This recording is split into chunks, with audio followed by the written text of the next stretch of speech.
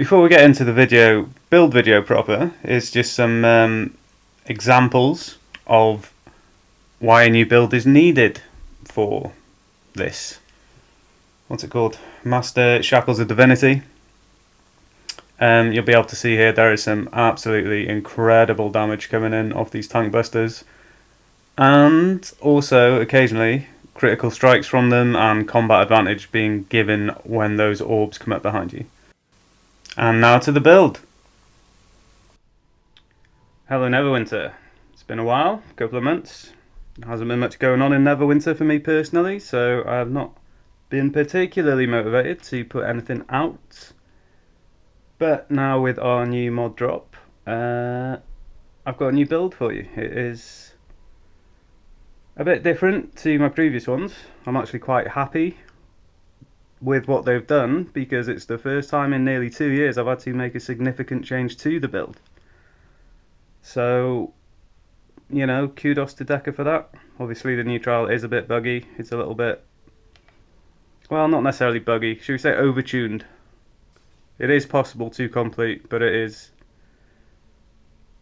what we, you know, it's like the master of master trials currently. It's very difficult at the final stages, but I'm sure they'll bring some tuning in. In the meantime, this is the build I'm currently using in order to, well, the main thing is to survive the big skull tank busters that occur. It hits incredibly hard, hence why I've got Iron Warrior slotted in here. Given the way that we've decided to do this with the tanking, with one tank massively isolated on the far side, you need to be basically capable of surviving on your own without any intervention from a healer, which can obviously be quite tricky. So one thing to note particularly about this trial is that awareness does not actually play a particularly big role. I mean, we're still capping it out, kind of, but it's more because if you're a tank, you're going to stack awareness. You know, we get 15% for digging in on the fighter at least. So that's just them's the breaks.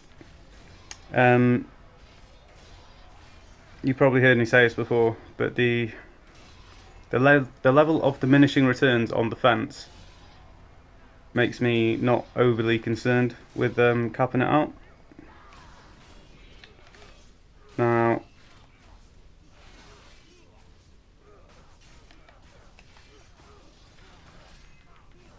obviously, probably the higher the better, but there's no need to twist yourself up trying to cap it out, is what I'm trying to say. Obviously, I'm solo here on my own. In a group, we'd be getting additional things from an additional pack tactics, extra defense from Runic, just extra little bits of stats, but this is basically our base model of what we're going with. It's still got very high stamina regen. That's very useful for getting your stamina back in between tank buster phases. Movement speed is quite recommended here as well, because as a tank you're probably going to be one of the ones who is going over to pick up the runes, and the faster you can do it, the better off you're going to be. Ability wise, we are doing strength and con again. It's because I don't see much point in the very little amount of defense and critical avoidance you'd get from the forte, but you know, personal choice. I'm not too fussed. We have not necessarily gone out of our way to stack item level, but you know, there are some more optimal pieces of gear that we could use at a lower item level that I've decided not to go for, to ensure that we do have this extra HP in here. Gear wise, Same helm we've been using the entire time. It's a good helm. Don't really see much reason not to use it. I've put this updated neck and waist set on almost entirely for item level, but it's also got some relatively nice stats on it as well. So if you can get hold of that, it's worthwhile having it. We're using a split set again, I think. What are we at? Oh, we're actually using the full set here. I don't even know what that full set does.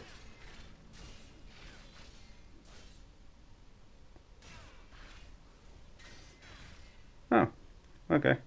So that is actually quite a decent set. I did not realise I'd actually ended up doing that. Yeah, good stuff. Okay. Um, this ring is pretty much only, well, it's mostly in here for the critical avoid, but that stam regen is quite nice. And if you do happen to be the tank that is on the far right side of the platform, there are instances where balls can come up behind you, and then you will suddenly be taking combat advantage damage. So it is, depending on which position you're tanking in, it is actually useful to have some awareness just for those occasions.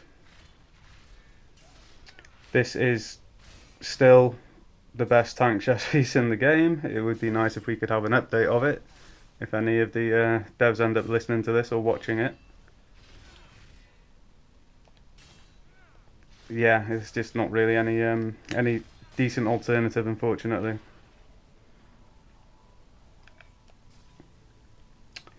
Arms wise, these are very good gloves. Reckless Remedy. Obviously, as a tank, we don't particularly need critical severity. There are some new options coming through from like advanced. I don't like the stats on these, but I feel like they could be useful under certain circumstances. It depends what levels they go to retuning it. Obviously, there was a chest piece that used to have this effect on it, and it was useful back in the day. And like I say, it's not like defense is that important above 90, but whatever. These are good gloves. They come from MDS as well, I believe. This is one of the newer gloves from Pirate Skyhold.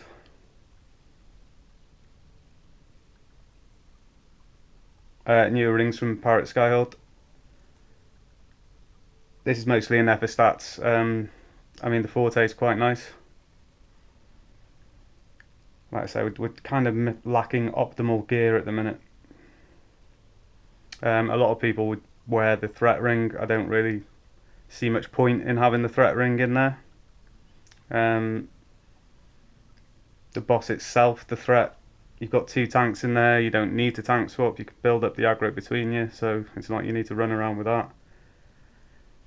You can use enforced threat to pick up most of the mob aggro. I just don't. Yeah, I don't feel the need to have the threat ring on for this one. Manticore ring is a good shout. Slightly less critical avoidance. This would overcap me on defense, so yeah, I've gone for the other one. I do have a soft spot for Elistra's Enduring, actually.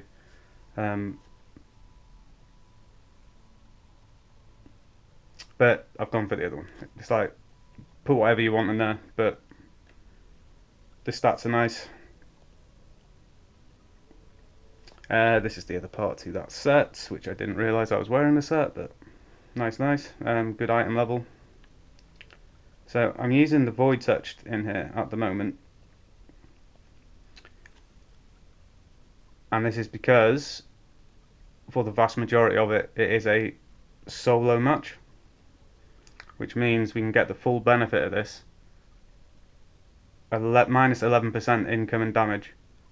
And if you've read any of my breakdowns or watched a few of my videos, incoming damage is one of the most powerful. Negative incoming damage is one of the most powerful things you can have on a tank. Because it reduces the damage before your stats act on them. Which means you get a greater damage reduction from your stats, basically. A lot of people are running the Mastercraft we may need to switch to the Mastercraft at some point. It's not like I'm having really any particular trouble surviving, so I don't necessarily need to run the Void Touched, but obviously whilst you're initially learning tank mechanics, it's helpful to be as strong as possible, and then you can reduce to the point at which it's comfortable still. I've got the Mythal Art on here. Obviously there are now several other appropriate tank artifacts that can be run, but for this group setup, Mythal Art for me. And these are all 15% stamina regen, so that's where our big boost of stamina regen comes from. I have slotted this shirt in here for the occasional 5% crit avoid. Our main defensive stats in this dungeon are defense and crit avoid, and then occasionally, of course, the awareness when the balls come up behind you. There's a lot of different things you could probably put in here. I still quite like the health restoration one, but the fact is there's not all that many situations where you're going to be deflecting, so you know.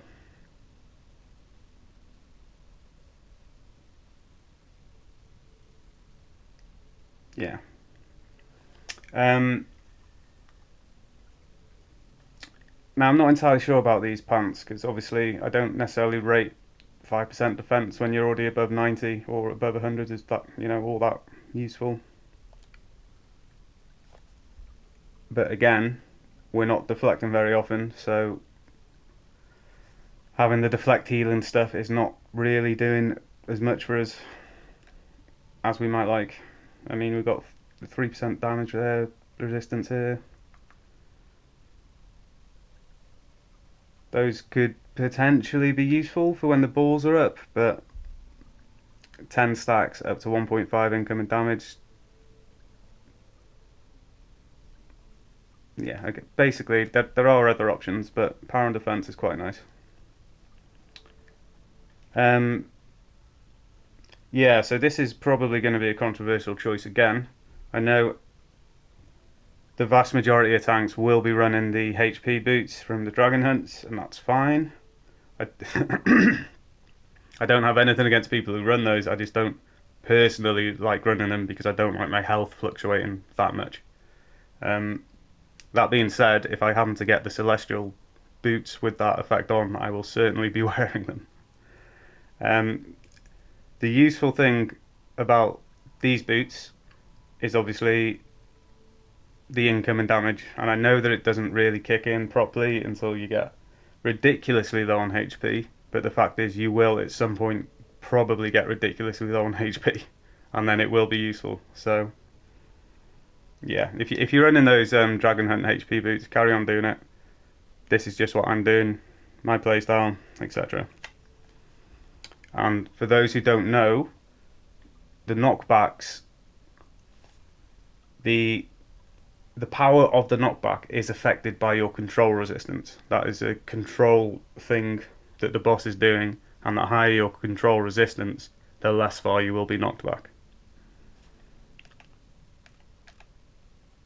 Okay, enchantment wise, or enhancement wise, Bulwark of Brimstone, stone, extra HP, really useful in here because those tank busters hit hard, especially if you happen to have two balls stacked up on you.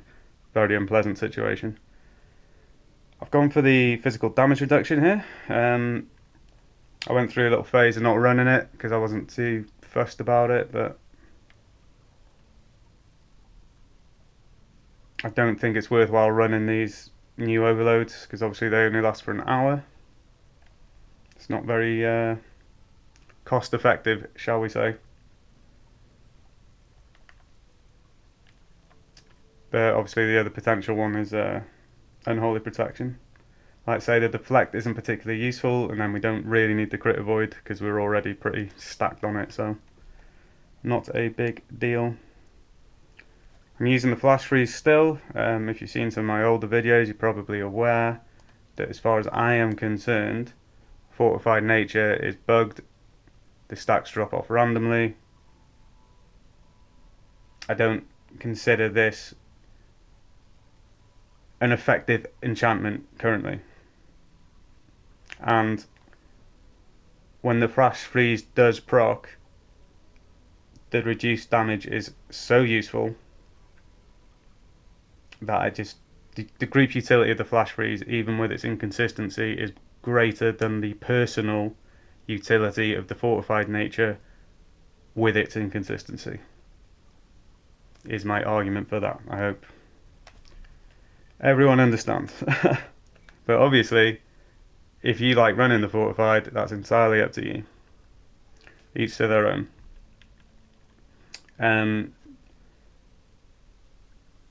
Not much changed really on the power setup. Brazen Slash still to recover stamina. Threatening Rush generates threat. What more do you want it for? So I'm only running Enforced Threat as a taunt.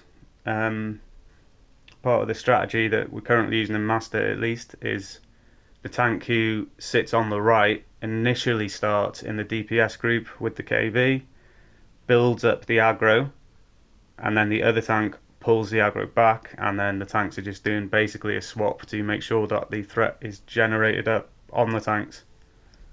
And then we're mostly using the KV more for stamina regen than for actual threat gain.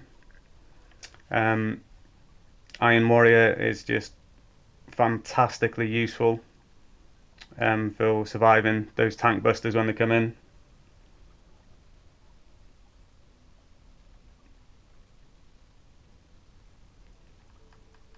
One thing I do need to try at some point is I'm pretty sure those balls are not control immune, so at some point I'm going to need to check if I can actually push them away with bull charge. I assume not, because I've seen wizards in there, and assuming they're still using push, I've not seen any balls be pushed away. So, but it does look like they can be stunned, unless that's something else going on. Second Wind is going to be a big friend to you in here. Obviously, you can pop it a lot more often than you can Determination. And the combination of Iron Warrior and Second Wind is what would allow you to survive having two balls stacked on you whilst you're getting hit by a tank buster. And survive comfortably, I might add. Movement speed again. Movement speed crazy important in this one. Steel recovery. Good interaction with the KV. That's what helps regenerate the stamina so fast. Usual setup down here. Deep breathing actually extra useful for this particular one because you will be shielding up a lot more often to. It's like practically every red in this dungeon is a knockback, so you're going to be shielding up a lot. So deep breathing is going to come into effect much more than perhaps it has done previously in some of my builds. We're not using shield throw, so we don't need that. Yeah, pretty much the same. Boon wise, just any stats you need. In it, like if I'm running advanced, I'll put movement speed on because you're going to be pretty much bomb proof with this build in advanced. But obviously for master, revive sickness just in case. Boons here are the same as in any other build that I do. I might switch this around a bit because obviously it's downstairs, at least in this dungeon, it's Thay and Undead as far as I can tell. So I don't know if Thay are actually considered cultists, but obviously Undead are clearly considered undead, so you know, that's something definitely worth investigating for me at some point. Companion bonus wise, basically stripping out any deflect that we had previously. Got to keep the raptors on to keep the DPS happy. We've gone for slime, the lich, Durga guard, and I'm of two minds about this utility power slot. So I've just slotted in the iron golem for the defense. Previously I had something else in, wherever it is.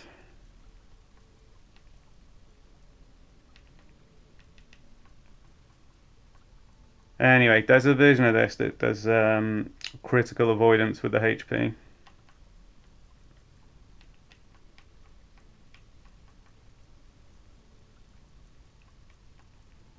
That one. Moonshade Druid. So that's, I mean, if you need some defense, Iron Golem. If you need some crit avoid, Moonshade Druid, right? And yeah, like I say, little opportunity to ever deflect in here, so that's why we're taking the deflect out. It's like you can't deflect the tank buster, and that's the thing that will kill you if you get killed outright. The tick damage is quite bad as well because that bypasses your shield. Companion gear wise, I mean, I'm not too fussed about companion gear in general, which is why I'm still using this older stuff. This is just for stats to get the ratings up to the point to get the combat balance pretty close. We've got Dritz summoned, but this is just going to be whatever your group leader decides. Previously I was running the Rothe for Master, and then I switched to Dritz for Advanced. I don't think I've changed anything here. Okay, the only thing I've changed here is I've slotted in a few more fortifieds for the extra HP. Because, like I say, the deflect not as useful, so pull those out.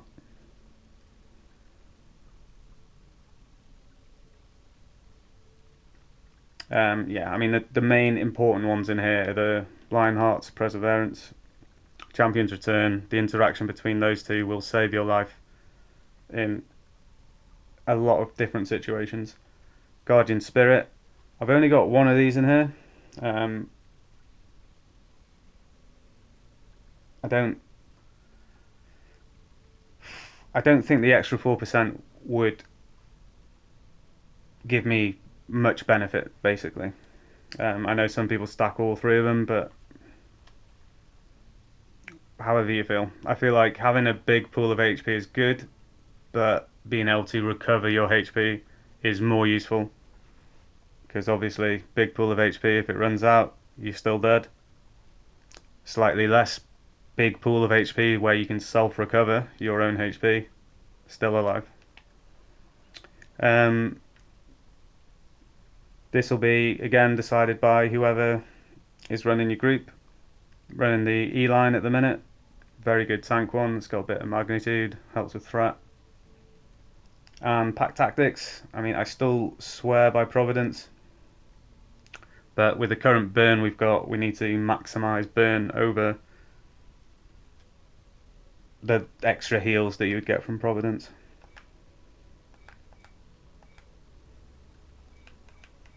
Yeah, so that's about it.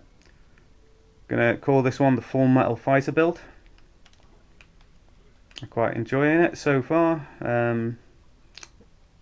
It's practically unkillable if you if you play half decently. This build is practically unkillable in Advanced. In Master, you'll survive the tank busters. You'll have the ability to take two of those balls and the tank buster at the same time. Obviously, I'll update when we get some, or when I get new gear to put in here. But that's about it. If you've got any questions, write them in the comments below. If you like the video, please leave a like. If you like a lot of videos, please subscribe. I will update again when I can, and I'll see about putting out some DPS videos when I get a chance to put the DPS through the dungeon. Take care. Oh, also, I'll do a how to tank once we've got a full, complete, clean version. I'll put out some mechanics videos. Okay, thank you everyone. Take care. Thanks for watching.